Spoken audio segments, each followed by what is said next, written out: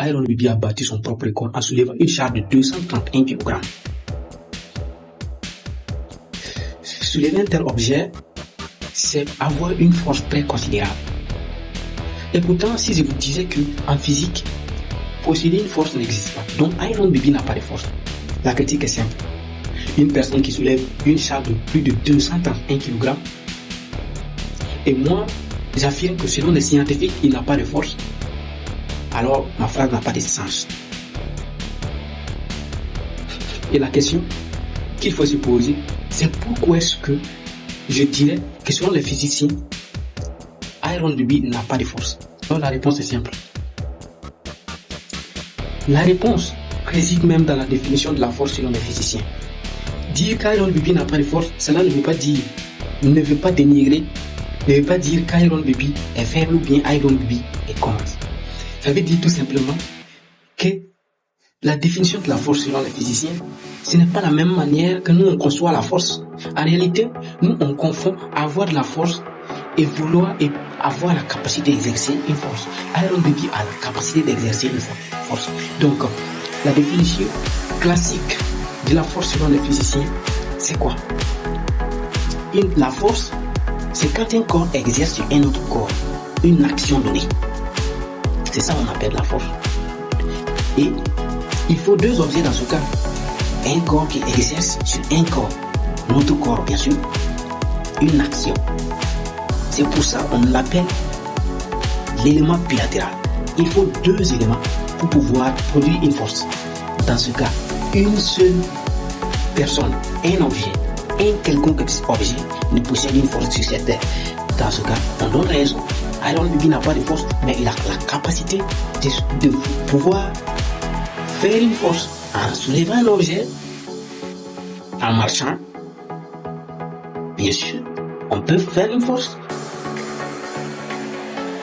La question est simple. Au sens profond, c'est quoi la force? En réalité, on va essayer de répondre à la question suivante. Qu'est-ce qui se passe au sens microscopique? Sans tenir un microscope, qu'est-ce qui se passe au sens microscopique? Quand on exerce une force, quand tu pousses une table, quand tu essaies de soulever un poids, qu'est-ce qui se passe au sens microscopique? C'est que les scientifiques ont retrouvé, ça va juste étonner, puisque c'est un raisonnement classique.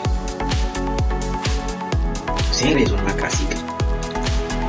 Une force, quand on exerce une force, au sens microscopique, ce sont des électrons qui interagissent. Pourquoi? Puisque tu vas me demander, on quitte. Quand moi je touche une table et les électrons sont en train de s'exercer. En fait, quand tu veux exercer une action vers un autre objet, qu'est-ce qui se passe? Tu approches ta main ou bien ton pied, le corps, tu l'approches vers l'objet donné. Mais ici, il se tient que autour de ta main, ta paume comme ça, ou bien tout ton corps, autour de ton corps. Autour de ton corps sont présents les électrons. Les électrons se trouvent au-dessus de ton corps, autour, partout autour. Ce n'est pas toi seulement. Peu importe l'objet, l'électron se situe aux alentours, à la surface du corps même. Ce qui fait que quand tu approches ta main pour exercer la force, tu approches en réalité tes électrons qui sont à la surface de ton corps vers les électrons de l'objet en réalité que tu veux pousser. Qu'est-ce qui se passe? Les électrons sont des signes négatifs. Quand tu apportes ta main vers l'objet, comme l'objet possède des électrons à la surface, toi aussi à la surface, ce sont des corps et des éléments de signes contraires, négatifs. Selon la force de Coulomb, c'est impossible que deux corps de signes identiques se touchent. Ils vont se repousser. Donc, les électrons vont se repousser. Et maintenant, tu vas me dire, quand tu essaies de toucher, maintenant, tu sens quelque chose. C'est en réalité la répulsion des électrons que tu ressens. Tu ne touches pas l'objet, c'est la répulsion des électrons que tu ressens. Ce qui fait que tu ressens des grattements ou bien des chatouillements.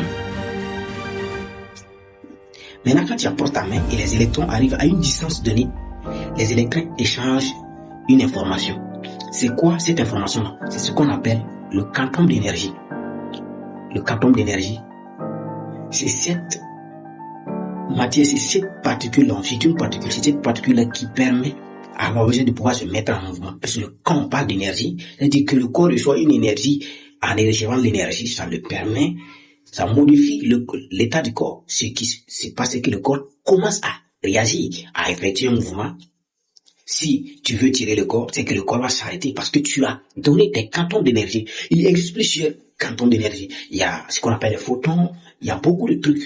Mais on va s'arrêter là pour pouvoir donner une explication. On va s'arrêter au niveau des quantums d'énergie. Si vous voulez, je peux produire une vidéo en expliquant ce que c'est qu'un quantum d'énergie pour donner l'explication claire sur les quantums d'énergie.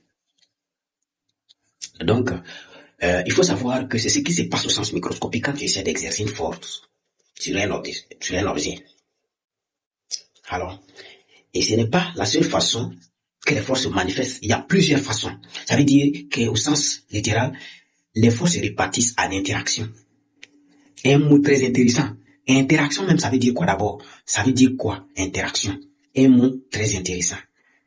C'est quoi une interaction? On dit que les forces se regroupent en plusieurs interactions. Je prends par exemple les interactions magnétiques, les interactions gravitationnelles.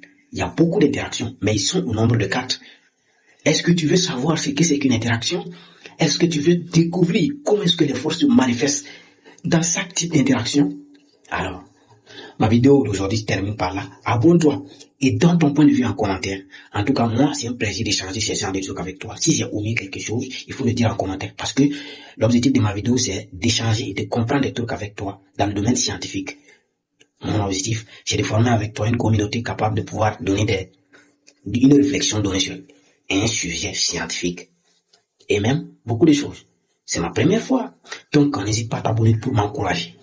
Prochainement, la vidéo prochaine qui vient, ça se basera sur les interactions. Et tout ce qui c'est un quantum d'énergie, je vais en donner beaucoup d'explications. Merci beaucoup. Et bonne journée aussi. Merci à Iron Bibi.